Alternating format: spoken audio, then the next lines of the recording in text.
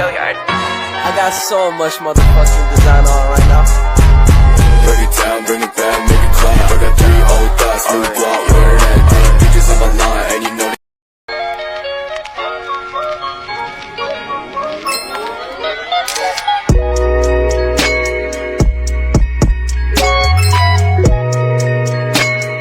Assalamualaikum warahmatullahi wabarakatuh. Perkenalkan, nama saya Nisa Putri Wesdanawati dengan NPM 2020-14500-477.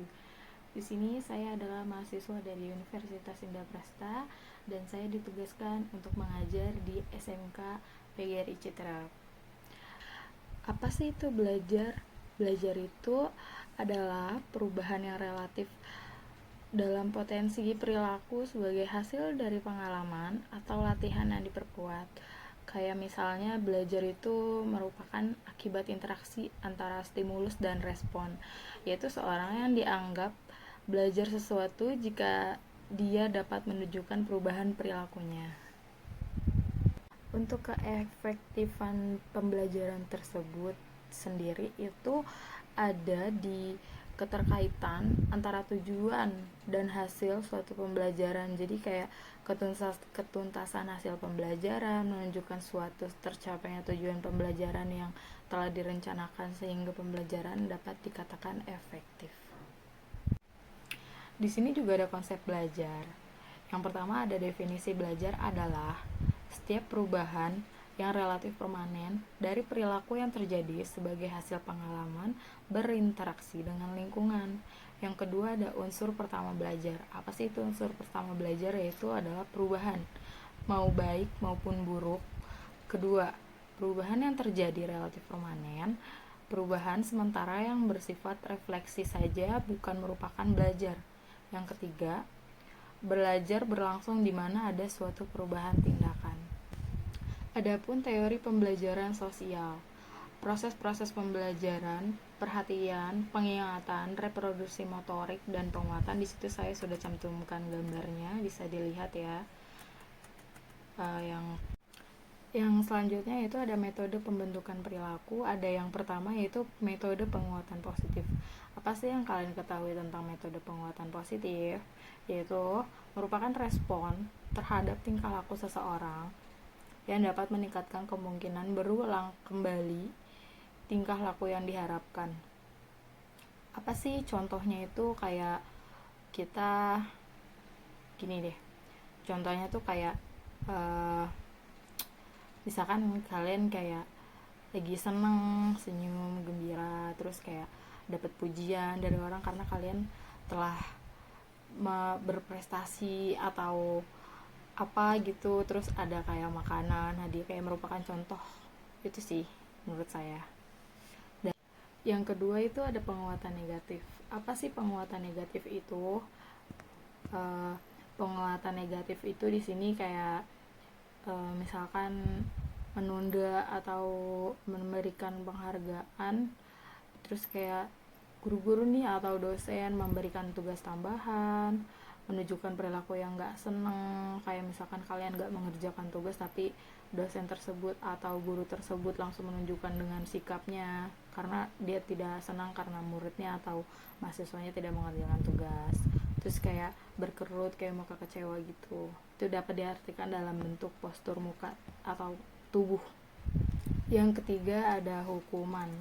Hukuman yaitu kayak kalian kalau nggak ngerjain tugas disuruh keluar sama gurunya, ngerjain tugas di luar atau tidak mengikuti pembelajaran tersebut di hari itu. Terus ada yang keempat, pemunahan. Di sini ada dampak penguatan positif.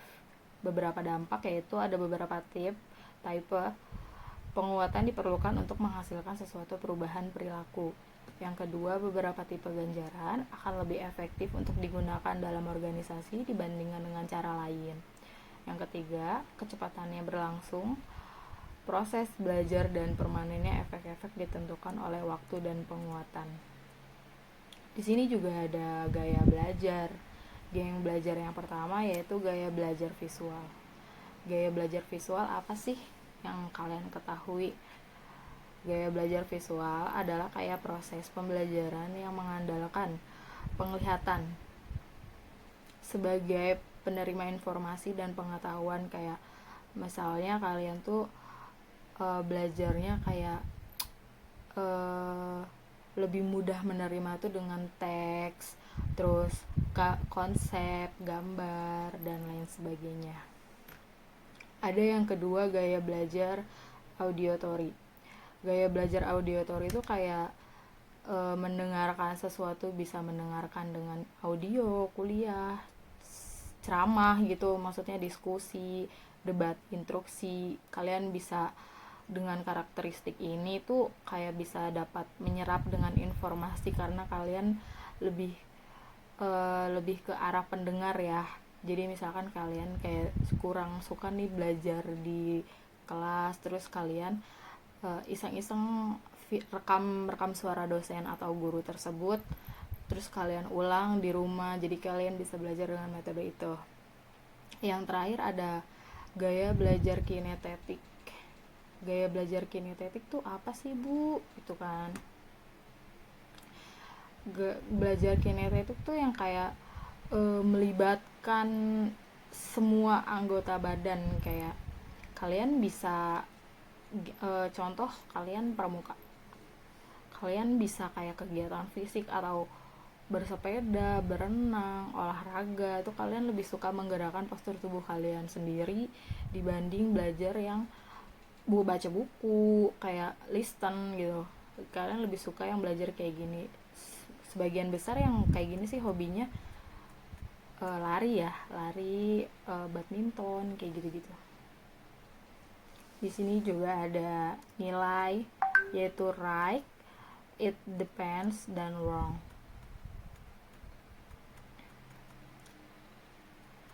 Konsep nilai di sini yaitu nilai menyatakan keyakinan dasar yang menjadi dasar dari suatu perilaku yang khas secara pribadi individu.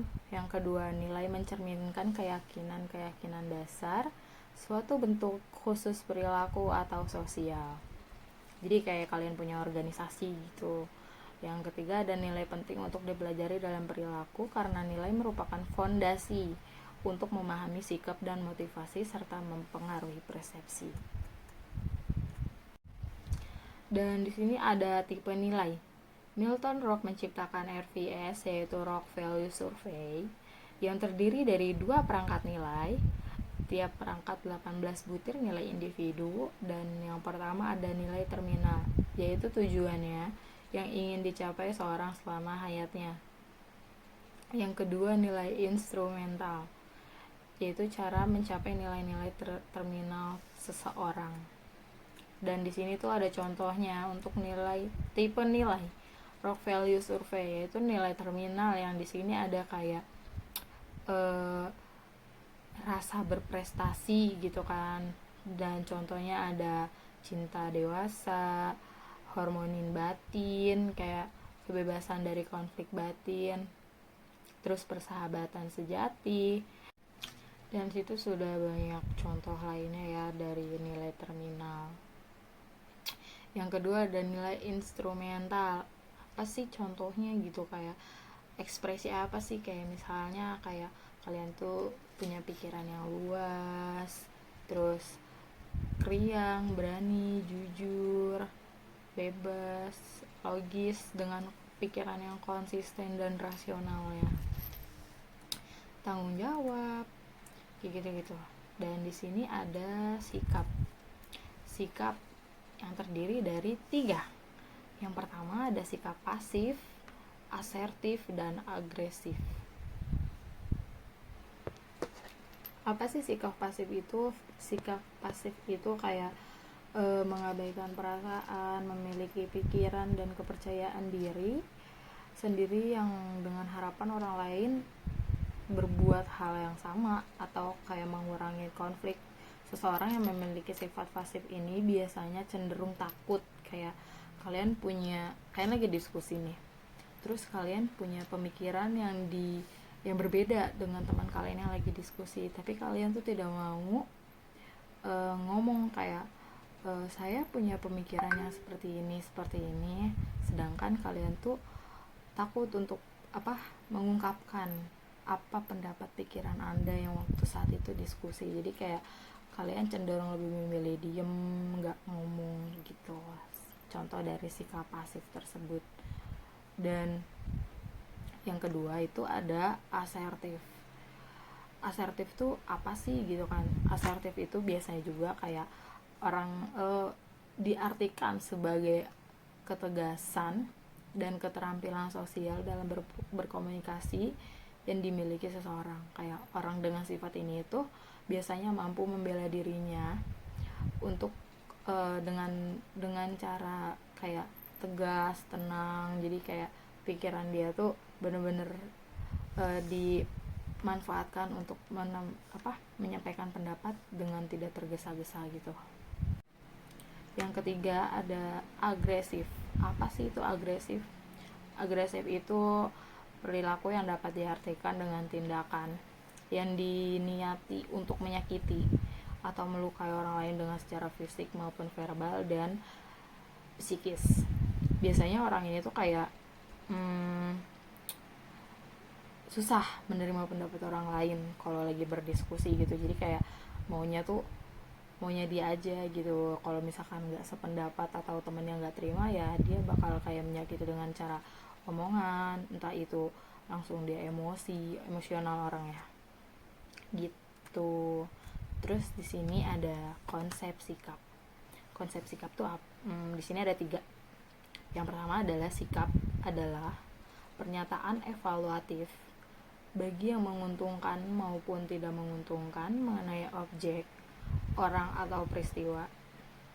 Yang kedua, ada sikap merupakan keyakinan seseorang mengenai objek atau situasi yang relatif tetap, yang disertai adanya perasaan tertentu dan memberikan dasar kepada orang tersebut untuk membuat respon berperilaku dengan cara yang dipilihnya. Yang ketiga itu ada sikap mencerminkan bagaimana seseorang merasakan mengenai sesuatu yang kayak tadi saya bilang, yaitu dengan cara kayak sikap-sikap yang tadi di atas sudah dijelaskan. Yang selanjutnya itu ada komponen pembentukan sikap. Di sini ada 3 komponen: kognitif, komponen afektif, dan komponen konatif. Komponen kognitif yaitu komponen perseptual ya. Dan yang komponen afektif yaitu komponen emosional. Yang terakhir komponen perilaku. Komponen kognitif tuh apa sih menurut kalian? Komponen kognitif itu kayak berupa pengetahuan, kepercayaan atau pikiran yang didasari kepada informasi yang berhubungan dengan objek. Misalnya kayak orang tahu bahwa handphone itu bernilai karena mereka melihat kegunaannya dalam kehidupan sehari-hari kayak gitu. Sedangkan komponen afektif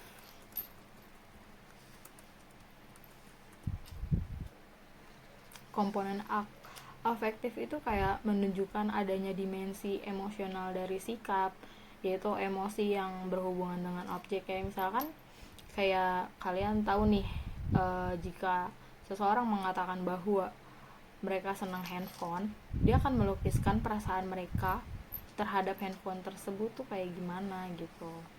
Yang terakhir itu ada komponen konatif. Konatif itu kayak itu dimaksud perilaku ya. Perilaku itu misalkan kayak kesiapan seseorang untuk berinteraksi atau kecenderungan untuk bertindak terhadap objek. Banyak kayak misalkan dampaknya itu kalian punya handphone nih.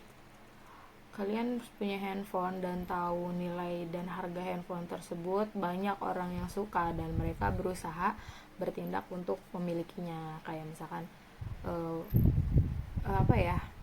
lebih besar keinginannya gitu. Di sini juga ada komponen kognitif, segmen pendapat atau kepercayaan dari suatu sikap. Komponen afektifnya yaitu segmen emosional atau perasaan dari suatu sikap. Yang ketiga komponen perilaku, suatu maksud untuk berperilaku dengan cara tertentu terhadap seseorang atau sesuatu. yang selanjutnya itu determinan sikap. Di sini ada faktor fisiologis, usia, dan kesehatan. Jadi kayak yang kedua ini faktor pengalaman langsung terhadap objek sikap. Yang ketiga ada faktor kerangka acuan. Yang keempat ada faktor komunikasi sosial. Attitude is everything. Di sini juga ada tipe-tipe sikap. Tipe sikap yang pertama adalah kepuasan kerja. Yang kedua keterlibatan kerja. Yang ketiga komitmen organisasi. Untuk tipe-tipe sikap tersebut yaitu dengan yang pertama kepuasan kerja. Suatu sikap positif yang ditunjukkan oleh seseorang mengenai pekerjaannya. Kayak kalian puas banget sama kerja di sini, misalnya kerjaannya bener nih sesuai job kalian, terus orangnya asik-asik gitu. Terus yang kedua keterlibatan kerja. Sampai tingkat mana seseorang memihak kepada pekerjaannya, aktif berpartisipasi di dalamnya, dan menganggap kinerjanya penting bagi harga dirinya. Ini kayak cenderung orang yang memiliki kepedean dalam individual ya. Yang ketiga ada komitmen terhadap organisasi. Sampai tingkat mana seseorang karyawan memihak kepada organisasi tertentu dan tujuannya apa, dan berniat memelihara keanggotaannya dalam organisasi tersebut. Kalian biasanya kalau komit terhadap organisasi apa sih gitu? Teori disonans kognitif. Disonans ini berarti suatu inkonsistensi atau ketidakkonsistenan. Disonan kognitif itu yaitu mengacu pada setiap ketidaksesuaian yang mungkin dipersepsikan oleh seorang individu antara dua sikap atau lebih, atau antara perilaku dan sikapnya. Jadi kayak misalnya kalian melakukan apa dan kalian gak konsisten untuk melakukan itu, kayak cuman ngomong aja gitu. Yang kedua ada teori kepuasan kerja. Discrepancy teori, equate teori, dan two factor teori. Di sini ada beberapa macam-macam gambar ya, kayak orang lagi seneng, orang bingung, orang pusing, emosi, ya gitu deh. Terus ungkapan karyawan dalam ketidakpuasan, mungkin yang aktif exit, banyak suara, dan yang pasif ya banyak yang mengabaikan gitu, kayak setia, destruktif, konstruksif. Merubah sikap. Di sini penting ya untuk merubah sikap, kayak komponen kognitif, komponen afektif, dan kecenderungan perilaku. Dan sekarang untuk stres kerja, dilanjutkan untuk stres kerja, yaitu untuk di sini kita lanjut dengan materi kepemimpinan. Materi kepemimpinan ini situ ada ya, contohnya Servat, leadership sebagai gaya kepemimpinan. Kekinian yaitu Dinur Nada Utami. Kepemimpinan adalah kemampuan seseorang dalam mempengaruhi orang lain yang umumnya melalui motivasi untuk kerja sesuai dengan tujuan dan sasaran yang berlaku. Sebagai manajer, sudah umum diketahui bahwa gaya kepemimpinan yang dilakukan akan sangat mempengaruhi bagaimana perilaku karyawan tersebut bekerja dengan sampai menuju goals atau tujuan-tujuan yang sudah manajer buat. Di sini juga ada konsep kepemimpinan. Ada 4 proses yang disengaja dari seseorang untuk menekankan pengaruhnya yang kuat terhadap orang lain atau membimbing, membuat struktur, memfasilitasi aktivitas dan hubungan di dalam kelompok atau organisasi. Yang kedua, kepemimpinan itu melibatkan orang lain untuk baik itu bawahan maupun pengikut. Yang ketiga, kepemimpinan melibatkan pendistribusian kekuasaan antara pemimpin dan anggota kelompok secara seimbang. Yang keempat, adanya kemampuan untuk menggunakan bentuk kekuasaan yang berbeda untuk mempengaruhi tingkah laku pengikutnya melalui berbagai cara. Dan ada status kepemimpinan. Pemimpin formal, lembaga eksekutif, legislatif, dan yudikatif. Ada pemimpinan informal, yaitu kayak tokoh masyarakat, pemuka agama, adat, LSM, guru, bisnis, dan lain-lain. Sini saya besertakan contoh gambarnya sedikit. Untuk ciri-cirinya pemimpin yang kuat yaitu memiliki ketakutan.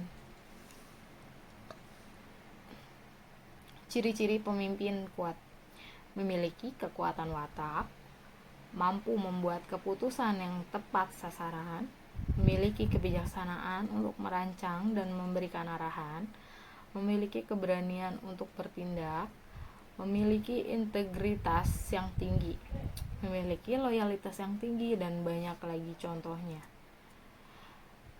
Peran pemimpin di sini banyak banget ya contohnya. Untuk yang pertama ada peran performa pemimpin, peran sebagai pemimpin, peran sebagai penghubung, pemantau, pemberi informasi, juru bicara, dan banyak lagi. Dengan teori kepemimpinan ini, teori sifatnya inteligensia, kepribadian, karakteristik fisik. Teori kepribadian perilaku yaitu pemimpin yang job centered, pemimpin yang berpusat pada bawahan, membentuk struktur, konsiderasi. Yang ketiga ada teori kepemimpinan situasional. Pemimpin memahami perilakunya, sifat-sifat bawahannya, dan situasi sebelum menggunakan suatu gaya kepemimpinan tertentu, yaitu terdiri dari atas model kepemimpinan kontingensi, model partisipasi pemimpin, model jalur tujuan, dan kepemimpinan situasional Hersey Balance Card.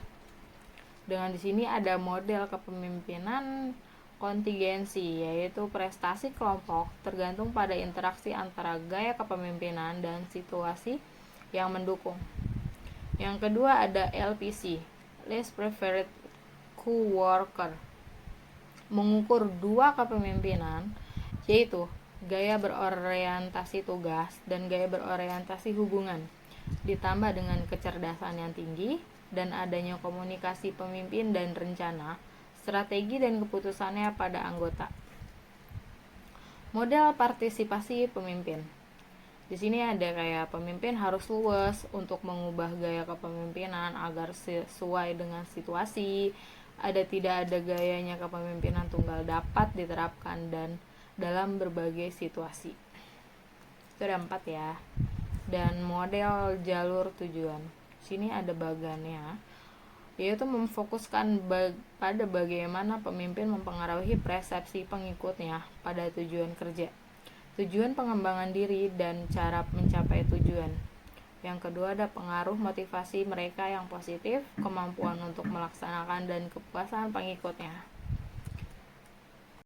Kepemimpinan situasional Hersey Bell Card, yaitu pemimpin harus menilai tingkat kematangan pengikutnya, kemudian menggunakannya gaya pemimpin yang sesuai, kayak hubungan tinggi dan rendahnya tugas dengan hubungan yang tinggi, hubungan rendah dan tugas rendah, itu harus seimbang.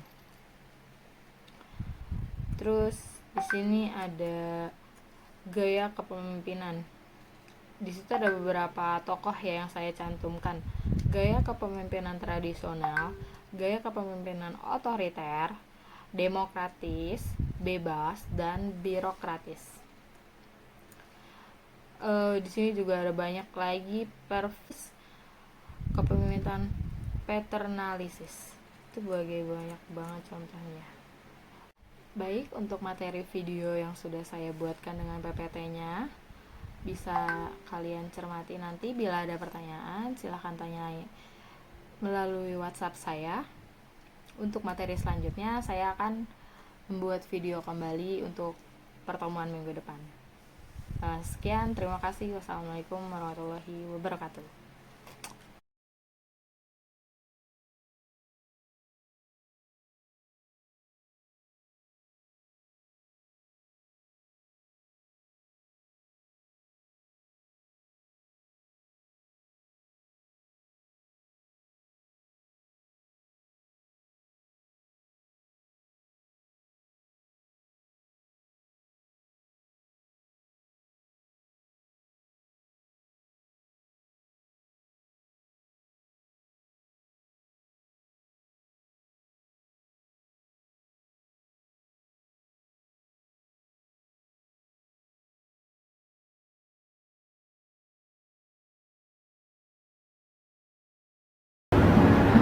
Seni kepemimpinan tertinggi adalah seni memimpin diri kita sendiri.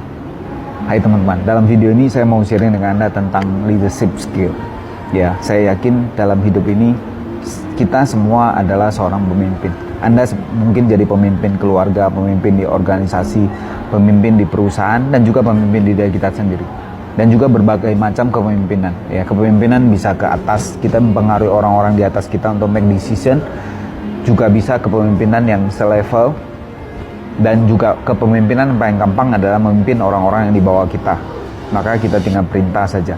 Dan satu kepemimpinan yang paling susah, paling menantang, yaitu memimpin diri kita sendiri. Saya yakin dan percaya dalam hidup kita, salah satu sikap yang penting adalah sikap mau berubah dan sikap mau dipimpin. Itu adalah ciri seorang pemimpin, adalah dia juga mau dipimpin oleh orang lain. Dan sebelum kita bicara tentang kepemimpinan ke atas, kepemimpinan lateral yang satu level dengan kita, dan juga kepemimpinan ke bawah, saya mau sharing dengan Anda tentang self leadership, yaitu memimpin diri kita sendiri. Saya yakin dan percaya dalam hidup kita yang menentukan kita sukses adalah disiplin diri. Dan seringkali sebelum kita memimpin orang lain, sebelum kita mengatur orang lain, kita harus belajar untuk memimpin diri kita sendiri, untuk melakukan segala sesuatu sesuai plan dan rencana kita, untuk bisa disiplin melakukan sesuatu. Contoh, mungkin Anda berpikir saya mau bangun lebih pagi, so Anda harus disiplinkan diri, bisa memimpin diri kita sendiri, memaksa diri Anda sendiri untuk bangun lebih pagi. Anda mau tidur lebih awal, contohnya Anda harus memimpin diri Anda sendiri, tanpa disuruh, tanpa dipaksa orang lain. Anda sendiri melakukan dengan self disiplin Anda bangun tidur lebih awal dan bangun lebih pagi. Begitu juga, misalnya Anda mau sehat, mau gaya hidup sehat, mau diet, Anda perlu memimpin diri Anda sendiri, disiplin diri untuk Anda mulai diet, benar-benar jaga pola makan. Banyak kita lihat orang mau diet, selalu bilang saya lagi diet, saya mau diet. Tapi kapan mulainya? Ya, mau diet tapi malah makan lebih banyak. Lihat makanan enak, lihat bami, lihat makanan enak, dia nggak tahan, malah makan lebih banyak.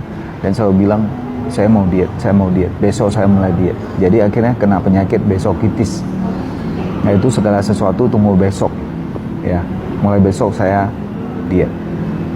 Nah, seni untuk memimpin diri sendiri ini sangat penting. Kita yang tahu prioritas, kita yang tahu apa yang kita inginkan dalam hidup kita. Jadi kita harus memimpin diri kita sendiri untuk bisa melakukan disiplin diri. Ya, contoh untuk berpikir positif. So, setiap kita berpikir negatif atau pesimis atau bahkan komplain, kita mendisiplinkan diri kita untuk say no. Tidak berpikir negatif, selalu berpikir positif. Kalau Anda sadari bahwa Anda mulai mengeluh, mulai berpikir negatif, Anda ngomong kepada diri sendiri, no, tidak boleh, delete, saya harus berpikir positif. Anda kalau mendapati diri Anda down, capek, Anda ngomong kepada diri sendiri, pimpin diri Anda sendiri, enggak, saya harus semangat, saya harus excited, saya harus fokus kepada impian saya. Jadi self leadership ini yang paling penting ya. Sebelum kita memimpin orang lain, kita belajar untuk memimpin diri kita sendiri, membuat diri kita lebih baik setiap hari. Kalau Anda bisa membuat diri Anda lebih baik setiap hari 1%, maka 1 tahun Anda akan lebih baik 365%. Artinya 3-4 kali lipat Anda akan jadi pribadi yang lebih baik. Dan orang yang bisa memimpin diri sendiri adalah orang yang luar biasa, dan baru dia pantas dan berhak untuk memimpin orang lain. Dan orang yang bisa memimpin diri sendiri itu adalah sebenarnya seni kepemimpinan yang tertinggi, karena gampang bagi kita untuk tunjuk orang lain, suruh orang lain, pimpin orang lain, suruh ini, suruh itu. Dan seringkali yang paling susah adalah mengatur diri kita sendiri. So hari ini teman-teman, kita bisa belajar untuk mengatur diri kita sendiri. Setidaknya mulai dari diri kita, dari hal yang paling basic untuk disiplinkan diri kita untuk hidup lebih sehat, hidup lebih sukses, hidup lebih bahagia, hidup lebih kaya, lebih bahagia. Oke teman-teman, semoga video ini bermanfaat. Dan silakan sharing pengalaman Anda di komen di bawah. Saya pasti baca dan balas. Oke, sampai jumpa di video kita yang akan datang.